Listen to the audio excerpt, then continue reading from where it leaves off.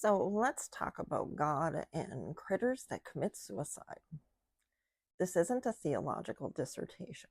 This is me, a regular human with a messy life, a somewhat broken heart, and a stubborn streak, telling you why I believe in God and why you might want to think about it too. And if you want to unfollow me now because I'm a believer, well, go ahead. But if you're curious and want to hear my take on all of this, then I encourage you to keep reading. Believing in God is like buying insurance. You don't buy auto insurance because you know you're going to crash into a car or crash your car into a fire hydrant while trying to avoid a squirrel. You buy it because maybe you will, because life is unpredictable and little critters are suicidal. I mean, just the other day, a cormorant, that's a bird that we have here in Minnesota, it changed course right on a town street, came swooping down from up in the sky and nailed my front windshield while I was driving. I believe it died. We couldn't see where it went, but it never flew back up again. There was no damage to my car, thank God. Did you see what I did there? But you get my point. So why do we insure our cars, our homes, our phones, and even our pets, but not our souls? Seriously.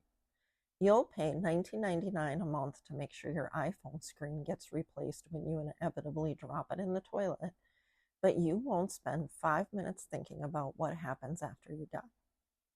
Believing in God isn't about certainty, it's about possibility. It's about saying, I don't know what's out there, but I'm not going to bet my entire existence on the assumption that it's nothing. So, who is God anyway? Let's be honest, no one really knows. Anyone who tells you they've got God figured out is either lying, delusional, or they're selling you a book. No human on earth has ever seen God. Some may think they have, and I don't know, maybe people with near-death experiences have, but the average, ordinary, everyday human has not encountered the big guy upstairs. God really isn't a bearded man in the sky keeping score like a cosmic referee. God is, well, something, someone, or a presence, a whisper in the chaos, a feeling that there's more to this life than taxes, TikTok, and traffic. And yes, I know how ridiculous that sounds, but I felt it when my daughter passed. I felt it. It wasn't in a thunderclap or a burning bush, but in the quiet moments, in the grief I was feeling, in the love, in the unexplainable peace that shows up when everything else is falling apart. When your child dies, you need something bigger than yourself. This is where the rubber meets the road. This is where belief stops being philosophical and starts being.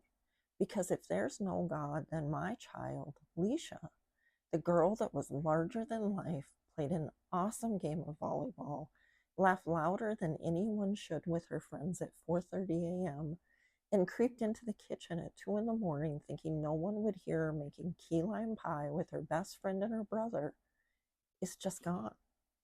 A collection of atoms that happen to form a smile that I'll never see again. And I refuse to accept that. I can't accept that. My heart doesn't let me accept that. Believing in God means believing that love doesn't die, that souls matter, that there's a reunion waiting somewhere beyond this mess. It doesn't make the pain go away, but it gives it context, gives it hope, it gives it meaning. Faith isn't always pretty, but it's real. I don't walk around glowing with divine wisdom. I forget to pray. I cuss when I stub my toe. I yell profanities at people that cut in front of me or drive too slow.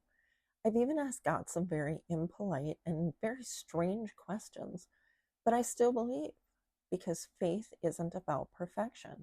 It's about persistence. It's about showing up even when you don't understand.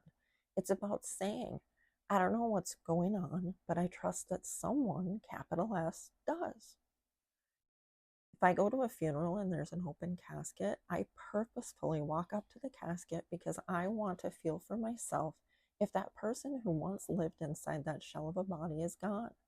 It gives me a sense of peace to know that they're not there because then I know they're somewhere else. It's a sense of knowing, a sense of there being something beyond this, and a sense of life having meaning. And honestly, if I'm wrong, if there's nothing after this life, then I've still lived with hope. I've still found comfort. I've still loved deeper because I believed it mattered. But if I'm right, then I've insured my soul. And that's a policy that I'm not willing to gamble on. So yeah, believing in God is like buying auto insurance. You don't know if you'll need it, but when life crashes into you at 80 miles an hour, you'll be glad you did.